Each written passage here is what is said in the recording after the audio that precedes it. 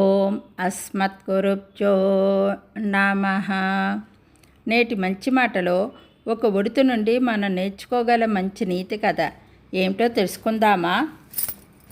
రామాలయం ప్రాంగణంలో ఉన్న జామ చెట్టు ఎక్కి పండు కొరికి తింటుంది చిన్నారి ఉడత. ఆ రోజున శాస్త్రిగారి ప్రవచనంలో తన పేరు వినిపించింది దానికి.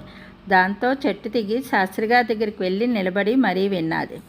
శ్రీరాముల వారికి వారధి నిర్మాణంలో సాయం చేసింది ఒక వానరులే కాదు, వాళ్ళకంటే చిన్న జంతువు ఉడతకు కూడా ఆ మహత్కార్యంలో తన వంతు సాయం చేసిందంట. అందుకు రాముల వారు సంతోషించి ఉడతను దగ్గరికి తీసుకొని దాని వీపును ప్రేమగా నిమిరాడట. దానికి గుర్తుగానే ఉడత వీపు మీద చార్లు ఉంటాయట అని శాస్త్రి గారు చెప్తుంటే శ్రోతలతో పాటు ఈ ఉడత కూడా శ్రద్ధగా విన్నది. ఏంటి, నా వీపు మీద ఉన్న గీతలు వట్టి గీతలు కాదా? రామయ్య వేలుగుత్తులా ఇవి? ఆహా, నేనెంత గొప్పదాన్ని!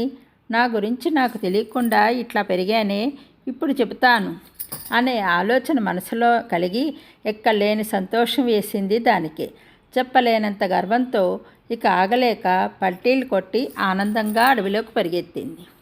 అట్లా ఉబ్బి తబ్బిబ్బైపోతూ ఉన్న ఉడతకు దాని ఫ్రెండ్స్ ఎలుక, తాబేలు ఎదురయ్యాయి.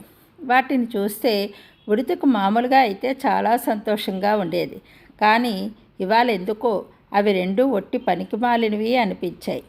వాటిని చూసి కూడా చూడనట్టే పోబుద్ధి అయింది ఉడతకి. అది అట్లా పైకి చూసుకుంటూ ఎగిరి గంతులేసుకుంటూ వెళ్తుంటే ఎలుక, తాబేలు కూడా దాని వెంట పడుతూ ఆడుకుందామా రా అని అడిగాయి అనురాగంతో. నేనా మీతో ఆటలా? అసలు మీకు తెలుసా నా చరిత్ర ఏమిటో? నా వీపు పైన ఉన్న ఈ చారులు ఎలాంటివో తెలుసా మీకు? ఇవి మామూలు చారులు కాదు, రామయ్య తండ్రి వేలుగుత్తులివి. నాతో ఆడేందుకు మీరేంటి? మీకున్న విలువేంటి? పొండి అని ఇసిరించుకుంటూ ముందుకు సాగింది ఉడత. అంతలో ఎదురుగా కనిపించాడు గున్న ఏనుగు గన్నయ్య. ఏయ్, నీ ఫ్రెండ్స్ ఏరి ఆడుకోవడం లేదా అన్నాడు. లేదు అంటూ రాగం తీసి ఆ విలువలేనోళ్ళతో ఆడనన్నాను అంది ఉడత. అయ్యో, అదేమీ విలువలేదంటావేమిటి? వాళ్ళు మంచోళ్ళేనే, రోజు నీతోట ఆడుకుంటుంటారు కదా. నిజమే, ఇప్పుడు నన్నే తీసుకోండి, నా వీపున చారులున్నాయి, ఇవి ఎలా వచ్చాయి? రాముల వారు అంటూ తను వినదంతా చెప్పుకొచ్చింది ఉడత. అంతా విని ఆగకుండా నవ్వింది గున్నేనుగు. అయ్యో, ఎందుకు నవ్వుతున్నావు అని అడిగింది ఉడత కోపంతో. అయ్యో ఉడత, నీ అమాయకత్వానికి నవ్వుతున్నాను. నీ చార్లు చూసుకునే నువ్వు ఎగిరెగిరి పడుతున్నావే, మరి ఇంకా ఎలుక ఎంత గర్వపడాలి? ఆ ఎలుక అసలు వినాయకుడు వాహనం కదా.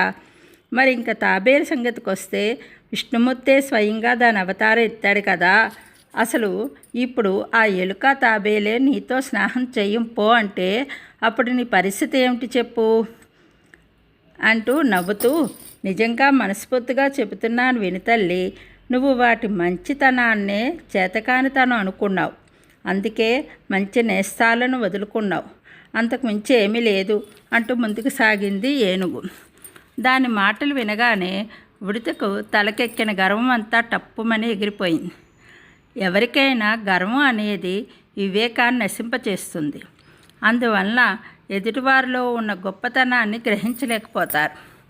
ఇది తెలుసుకున్న ఉడత తన నేస్తాలకు క్షమాపణ చెప్పేయడానికి పరిగెత్తింది. కాబట్టి సృష్టిలోని ప్రతి జీవికి తనదైన గొప్పతనం ఉన్నదని అర్థం చేసుకొని మనమందరము గర్వాన్ని తగ్గించుకుందాం, వివేకాన్ని పెంచుకుందాము. జై గోవిందా.